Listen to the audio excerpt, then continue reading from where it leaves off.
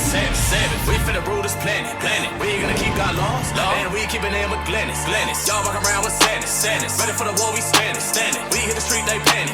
Strip coming out, they vanish. You will never ever say to me black or Hispanic, cause my nationality. It's people on this earth, direct enemies to the Most High God above, Christ, His Son, the Black Messiah, and the children of Israel. The Bible deals with it, and that's what we're trying to bring out to you. And guess what else the Bible does? The Bible brings solutions to the issues and the problems that are plaguing our community.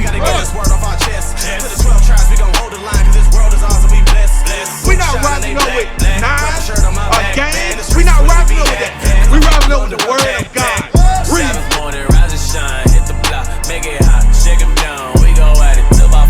He created us in His image, and He gave us the whole world. You ever seen the movie Scarface?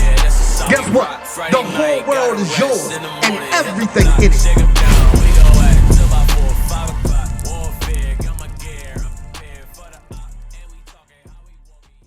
My sister, did you know that? Did you know today was the Sabbath day? Yes. You did know today was the Sabbath day. What's your name? Cassandra. Cassandra, I'm David. So, tell me, Cassandra, give me a little bit of edification on what we are supposed to do and not supposed to do on the Sabbath day. We're supposed to rest. You're supposed to rest, right? We're not supposed to work. Not supposed to work, okay. Anything else? That's it. Is resting not work? I pray. Say pray? Okay. Are we allowed to like go to stores and like do like businesses and like sell stuff? We cook? We do. You said we can't cook? We do. Wait, we do. I don't think we're supposed to, but we do. Okay, so we're gonna show you, right? So you said the thing about working. We're gonna touch that one first. You said that first. We're gonna go back to it and read down and continue on. Make sure we go over that. Then we're gonna show you some more, right, Cassandra? So we're gonna show you some of the rules for the Sabbath day, right? So you said not working. We're gonna read it right here. So if anybody asks you, you can show them in the Bible as well where it says it. So go ahead. Exodus chapter 20 and verse 8. Remember the Sabbath day to keep it holy. 6 days shall thou labor and do all thy work. But the 7th day is the Sabbath of the Lord thy God. Right, so we got 6 days to do all our work, right? So from that Sunday to Friday, everything you need to take care of, pay your bills, or whatever you got to do that's personal to you, that you know you got to take care of, get it handled between that time frame. But he said the 7th day, which is today, he has it separate. He has some rules that he doesn't want you to do. Go ahead. In it thou shalt not. He has some rules he wants you to follow. Correction. Go ahead. In it thou shalt not do any work.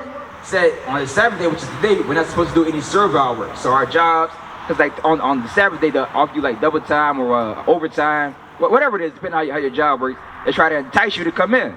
But the Bible says on the Sabbath day, you're not supposed to do any work. So today's a Saturday. He said, hey, don't work on this day. These are one of my rules, right? So, was there more on that? Go ahead. Nor thy son, nor thy daughter, thy manservant, nor thy maidservant, nor thy cattle, nor thy stranger that is within thy gates. So anybody that stays with you, if you have a maid, a butler, animals, children, everybody in your household is supposed to be keeping the Sabbath day. So that's how he's saying to keep it. He said, don't work. So anybody in your household, and they don't be doing no work as well either. So none of your maids, none of your kids, your animals. You got like a farm or something that you would use like the buffalo or the donkey to plow the ground. None of that should be going on as well. So that's talking about working, right? So no work. You understand that on the Sabbath day. So now let's deal with something else. So let's deal with the cooking. Let's see if we can cook or if we can't cook on the Sabbath day, right? Go ahead. Exodus chapter 35 and verse 3. Ye shall kindle no fire throughout your habitations upon the Sabbath day. So it said, kindle no fire throughout your habitations upon the Sabbath day, right, Cassandra? So what does that sound like to you when you hear that? Kindle no fire throughout your habitations upon the Sabbath day. Say it again. No cooking, right? That's exactly what it's saying. So he said on the Sabbath day, you're not supposed to cook. So that's another rule that we got set up. So what you got to do is prepare ahead of time and prepare your food before. Prepare. Yep. You got to prepare ahead of time, and like the 6 days you have prior. So that's from that Sunday to that Friday. Now you might not start that Sunday preparing, but like close to like Thursday, Wednesday, you might start buying stuff for the Sabbath. Like, okay, I want to get this. I want to eat this. I'm gonna prepare this to lay it up for the morning for leftovers, right? You might do it like that, and the Bible tells you to do that. Go ahead. Exodus chapter 16 and verse 23. And he said unto them, this is that which the Lord has said. Tomorrow is the rest of the holy Sabbath. So tomorrow will be the Sabbath day. That's what he's saying right now. So tomorrow the Sabbath is approaching. Go ahead. Unto the Lord. Bake that which ye will bake today. So anything that you want to bake, if you got cakes or chickens, stuff like that you want to bake, do it then. Go ahead. And see it, that ye will see it. Seed. So seed just means to boil. If you want to boil anything like eggs or whatever you got to use to cook boiling water with, he said do that during this time frame as well. Go ahead. And that which remaineth overlay up for you to be kept until the morning. That's talking about leftovers, right? So he's saying cook everything you need to cook prior to the Sabbath approaching, and then when it's here you can eat that. Just don't go and try to reheat it or something. He said don't cook. So he said prepare your food and lay it up and leave it out on the counter. It's not going to spoil. So leave it on the counter, and then the next morning you could go to it and eat it.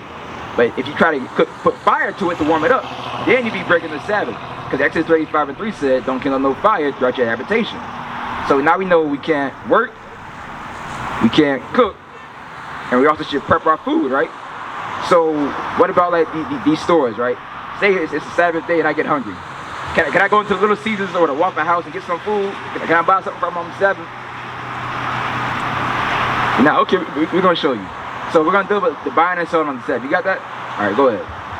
Nehemiah chapter 10 and verse 31.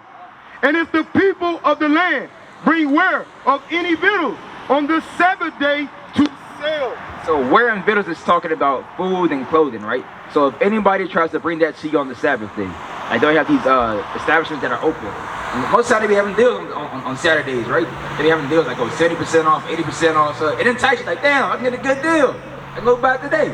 But that's how they get you, because they understand what this Bible says. So their heads of their CEOs, they understand like what the Bible says. They try to keep us in sin.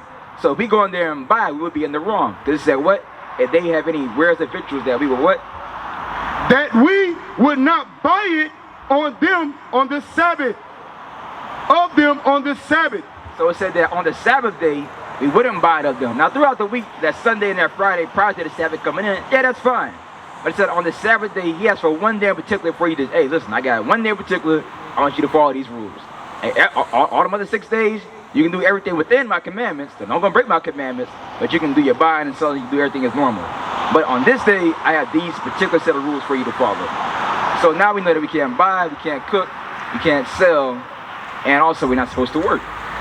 But is there anything else you're supposed to do on the Sabbath day? So he says it's a day of rest, so you just stay home, and I'm saying chill, eat your food that you got prepared, right? They get the food, eating your leftovers, and I'm saying you're chilling. You stay at the house, right? So all we got to do, right? For the Sabbath day? That's what we would think, right? You give me that Leviticus 23. Leviticus 23. So we're going to show you what other things we have to do with the Sabbath. So we hear the Sabbath day and we don't think about like, damn, these are the rules to the Sabbath day. We don't think about like, damn, there's so many aspects or different avenues to like what they have for rules for it. Because we'll hear it and go, okay, don't work. But there's some more to it as well. Go ahead.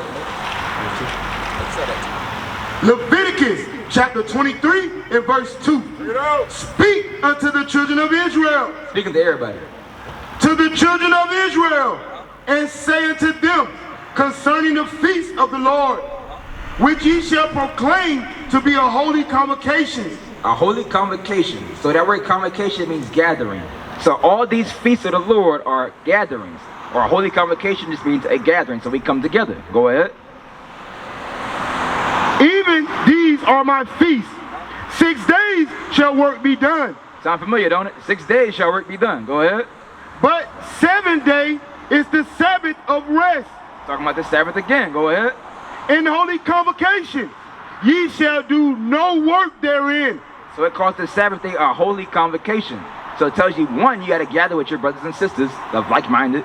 And then it says what? A holy convocation. What else? That last word? Ye shall do no work therein. So it goes back and state that on the Sabbath you can't work. So it's restating the rules. So you can't work, and also you should gather with your brothers and sisters of the like mind. So y'all come together, hang out and chill, go over scriptures. That's what you're supposed to do on the Sabbath day, right? So now we know no buying, no cooking, no selling, no working, and gather together. So like 5 rules for the Sabbath, right? That's what it's supposed to do. Now my other question for you is, you understand the Sabbath day, right? But does Does the Bible have a particular way that it has for us to dress? Like, is there like a particular dress code that we're supposed to go by? Anything we're supposed to wear in particular we can or can't wear? Or we just do whatever? You not sure? I'm gonna show you examples. So we're gonna see what, well, first off, you believe in the Bible, right? Okay, all praise, all praise. So we're gonna show you one of the rules, or one of the, rules, or sub-laws, statutes, that Most High God has in this Bible for us. Dealing with dress code. Go ahead. Deuteronomy chapter 22 and verse 5. The woman shall not wear that which pertaineth unto a man, neither shall a man put on a woman's garment, for all that do so are an abomination unto the Lord thy God. Right, so it says that a woman shouldn't wear that which pertaineth to a man, right? We're going to come back to that one. But it also says that a man shouldn't wear that which pertaineth to a woman. So what is an article of clothing that belongs to a woman that if I put on, I would be in the wrong? You said that I'm not supposed to wear it. What would you say that is? Say it again?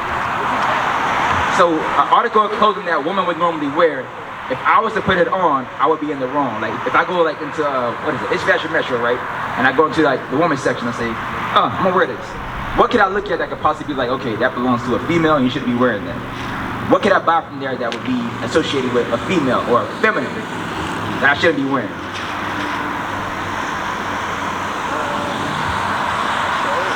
Shirt? Okay, Sarah, think about it. What do women, all right, so think about this. The restroom sign, right? The restroom sign when you go to an establishment. How do you staff there is the dress. So if I was up here in a dress, a fitted dress or a long flowing dress, people look at me like I'm crazy. Like, what the hell you got going on? Sit up here with a dress trying to talk to me. Imagine me trying to bring you in a dress. Like, Sandra, come talk to me. I got a dress on and say, look, what the hell? You gotta come over here. So that's what it's talking about, right? So Moses says that he doesn't want the men to be wearing that type of clothing, but also vice versa for the sisters, right? So now for the sisters, what should they wear, or what article of clothing you have on right now that I'm wearing as well? Jeans, right? So the pants. So he says that he doesn't want us to be dressing that way. This is his commandment. So women are supposed to be wearing pants, and men are supposed to be wearing dresses. That's his law. That would be considered cross-dressing. What's that? That's also the definition for transvestite, right? Someone that cross-dresses. Yeah. You'd be considered transvestite. Now I'm not trying to make fun of you, but the definition for transvestite is one that cross-dresses. I'm just using the definition that they got out there. So when Moses says don't do it, that's what he's supposed to do. Don't do it. If God said don't do it, don't do it. That's all there is to it. We used to scream black power while Heron was pushed. But at the end of the day, nothing's in vain. IUIC has been given a vision. The tents of Judah has risen. Many has attempted the mission, minor murmuring, omitting, and missing the mark. Just reading that he had the flame of fire in his eyes gave us the spark. We on Paul's mission.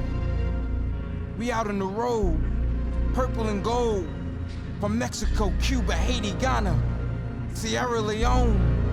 144,000 boots banging, concrete crackling. These are our men repented at heart. The scriptures is proof. IUIC, we deliver the truth.